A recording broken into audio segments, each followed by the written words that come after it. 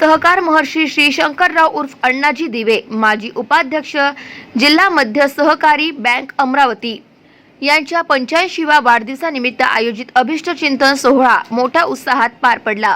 यावेळी आमदार यशोमतीताई ठाकूर यांनी जुन्या आठवणींना उजाळा देत कैलासवासी भैयासाहेब व अण्णाजीचे सहकार व राजकीय क्षेत्रात 2 गट कार्यरत असून सुद्धा आज आणि त्यावेळची स्थिती आणि त्याचबरोबर एकमेकांचा आदर राखून तालुक्यातील सहकारी संस्था बळकट कशा होतील याचे समान ध्येय आणि उद्दिष्ट होते। म्हणूनच आज तालुक्यात सर्व सहकारी संस्था कार्यरत असल्याचे प्रतिपादन करण्यात आले।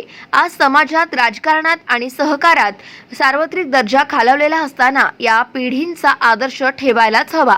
अण्णाजींनी आजच्या घडीला 146 जणांचे स्वतःचे भले मोठे कुटुंब नुसतेच एकत्रितच ठेवले नाही, तर त्याला प्रगतिशील शेतीसोबत जोडधंदे व मुलामुलींचे उच्च शिक्षण याची जोड देऊन वैभवशाली दिवे कुटुंब उभे केले।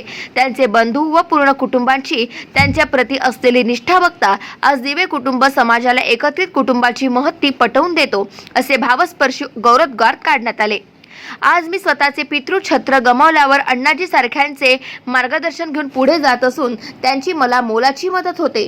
या अभिष्ट चिंतन सोहळ्याच्या निमित्ताने कृषी क्षेत्रातील, सहकार क्षेत्रातील आणि राजकारणातील 2 पिढींची मांडियाळी यावेळी या सोहळ्याला उपस्थित झाली होती। यावेळी खासदार बळवंतराव वानखेडे यांनी त्यांच्या सामाजिक आणि सहकार क्षेत्रातील कटिबद्धतेबाबत भावोद्गार काढले। अण्णाजी दिवे यांच्या या अभिष्ट चिंतन सोहळ्याला तिवसा तालुका तसेच अमरावती जिल्ह्यातील अनेक नेत्यांसह खासदार बळवंतराव वानखेडे, आमदार ॲडव्होकेट यशोमती ठाकूर तसेच दिवे कुटुंबियातील सदस्य यावेळी मोठ्या संख्येने उपस्थित होते। गाव माझा न्यूज करिता महादेव नवघरे, अमरावती।